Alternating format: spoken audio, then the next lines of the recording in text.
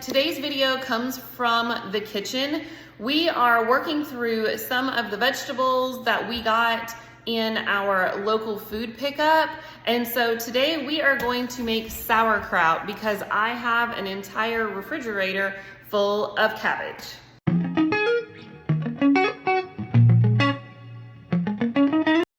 So first, let me share about our local food pickup. It has been a wonderful thing for our family.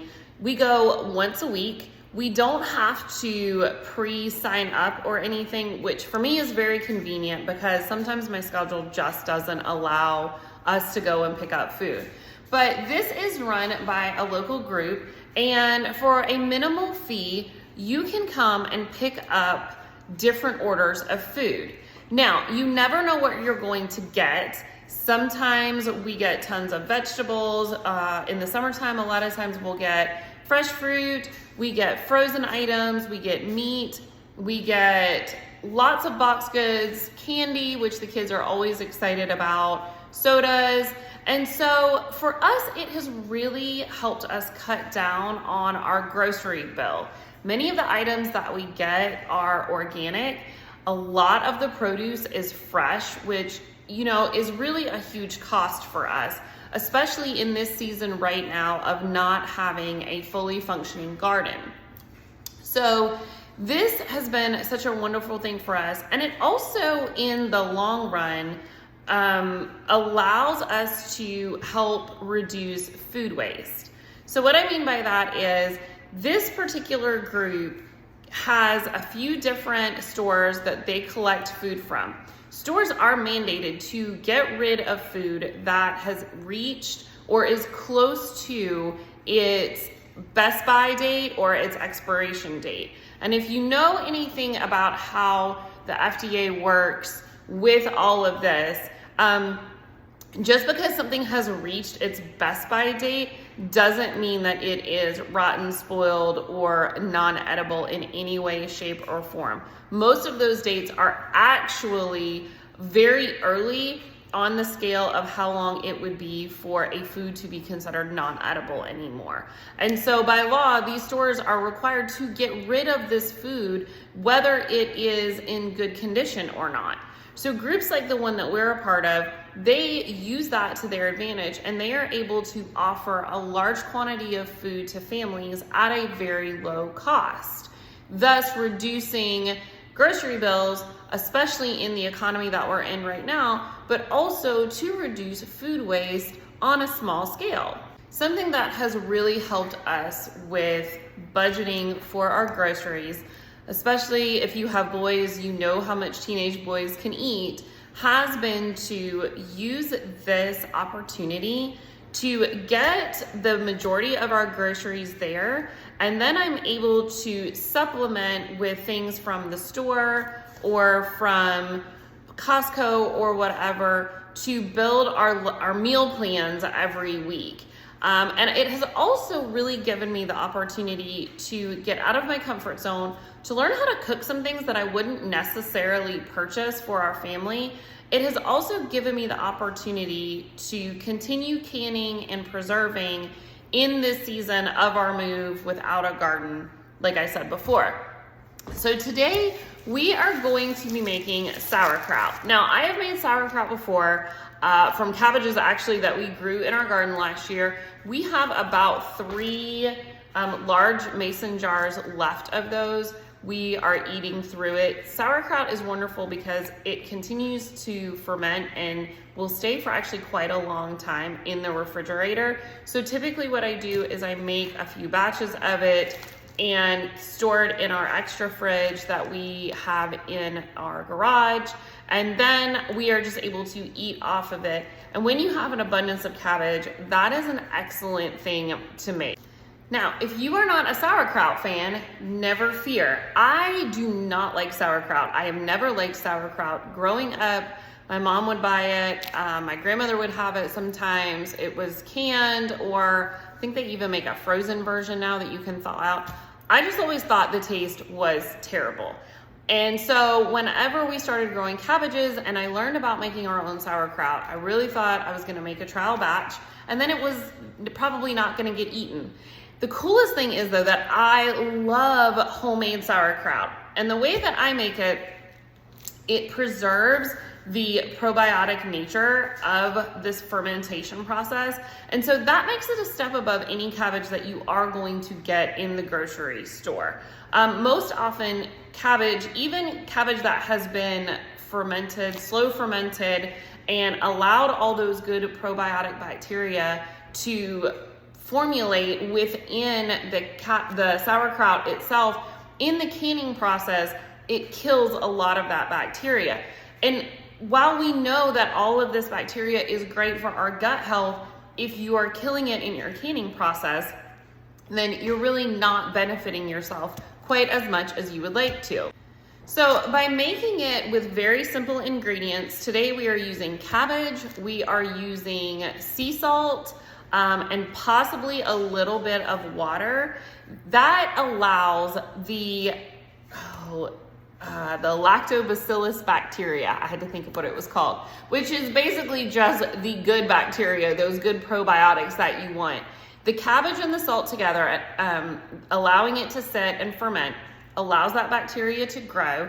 And then as you store it in the refrigerator, just like a refrigerator pickle basically, you continue to gain that good bacteria. And then when you eat it, of course, we know gut health is everything these days. All of the pesticides, all of the chemicals that we are exposed to is constantly eating at our gut health. And there have been so many links to gut health, mental health, clear skin, weight loss, just a variety of benefits. So anything you can do to put a good natural probiotic into your body, and it doesn't take a ton of it. I give my kids just a little scoopful at lunch and at dinner. I enjoy it, so sometimes I'll just eat it as a snack. But anything you can do to have natural probiotics in your system is beneficial. So I'm going to get the camera set up and let's make some sauerkraut.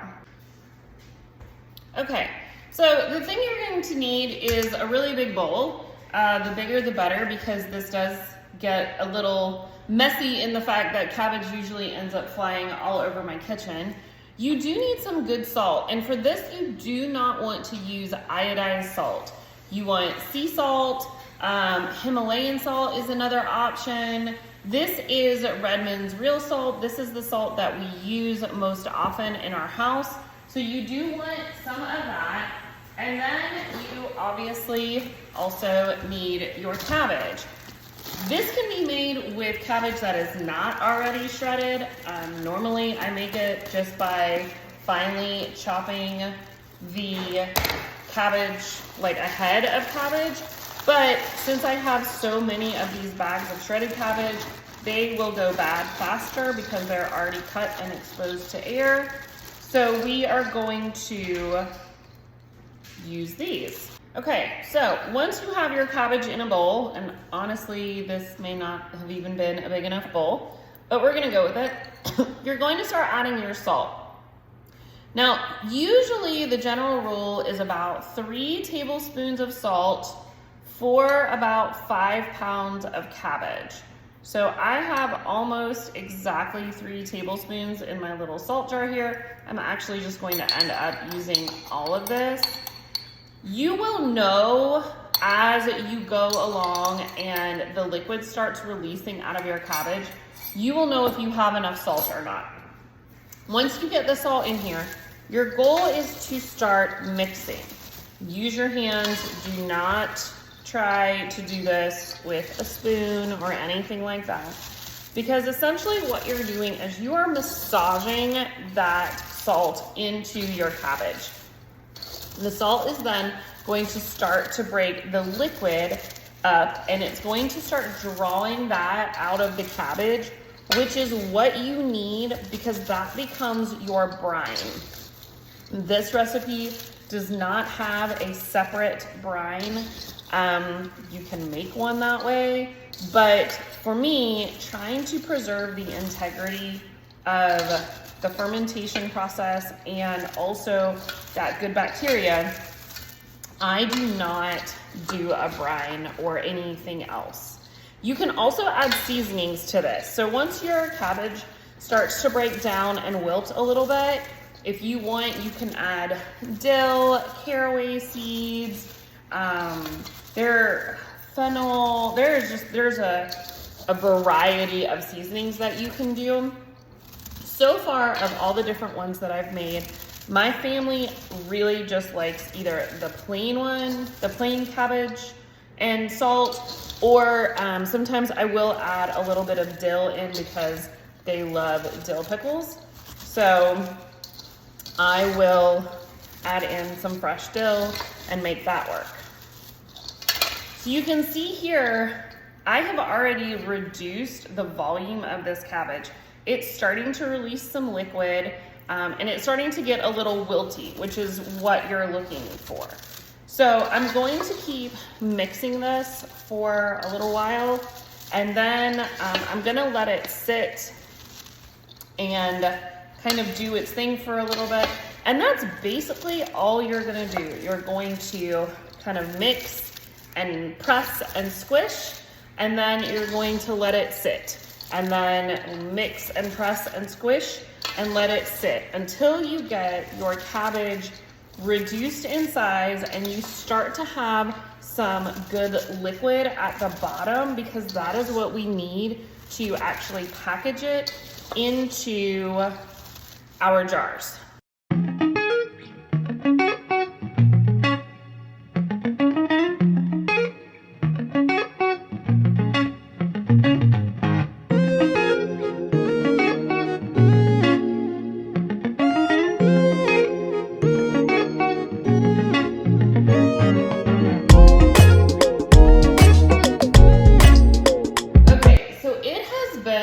About 30 minutes, and I have just been massaging this off and on. You can see all of this amazing liquid that it has let out.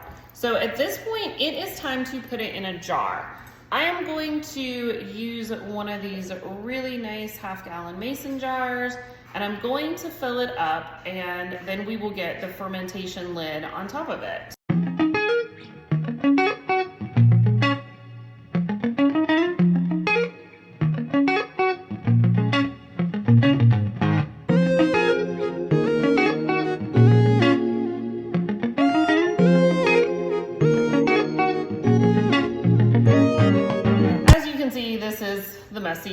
Part of the messy part of the process. But I wanted to show you guys, if you can see all that liquid when I press down on it, the liquid is the most important part of this, because any cabbage that is above this liquid line has the possibility to mold. It's not going to ferment because all of the things needed for fermentation are down in this liquid.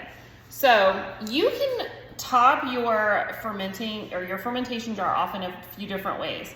If you actually had a head of cabbage instead of the pre-shredded stuff, you could take a few of the leaves before you cut the cabbage up. You would want to put those on top and put some kind of weight on top of it. You're just trying to make sure you keep all of this cabbage down in the liquid.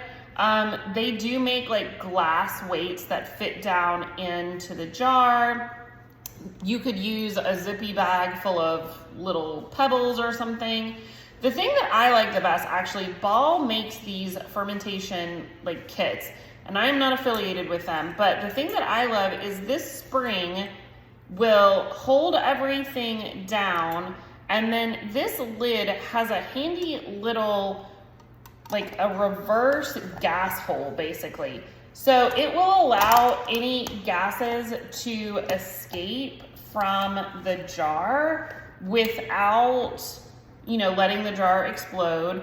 It also helps keep some of the liquid in the jar. So you will notice sometimes when you are fermenting that some of your liquid will rise up as this continues to break down, and it will actually spill out of the top of the jar. But I find these lids actually help with that process.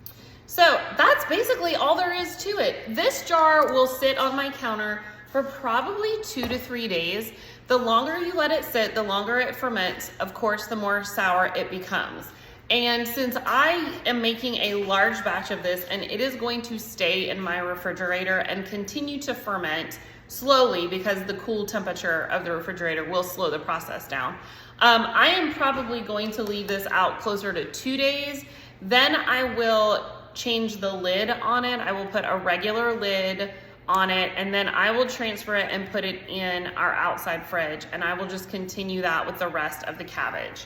Another thing, if you are worried about your jar leaking, I'm gonna just leave this on a plate. It doesn't put off a ton of liquid, but if that's something that you're worried about, just put it on a plate or a cookie sheet or whatever. And then in a few days, we will have sauerkraut. This can be eaten after the fermentation period. Kevin likes his much less sour than the rest of us do. And so I usually end up making him a separate jar. And actually, in fact, the amount that I have in here left over is going to be perfect. I will make him his own little jar. I will ferment it probably for 24 hours. And then I will go ahead and put it in the fridge and label it just for him. Since the rest of us don't mind it a lot more sour, I can go a few days longer and then let it to continue to ferment in the refrigerator. So I hope this was helpful. If you guys come across a great deal on cabbage, this is a wonderful thing to make with it. It's healthy for you. It's a great snack. It is totally beneficial to your gut, and it stores really well. So I highly recommend trying this out, and we'll talk to you guys soon.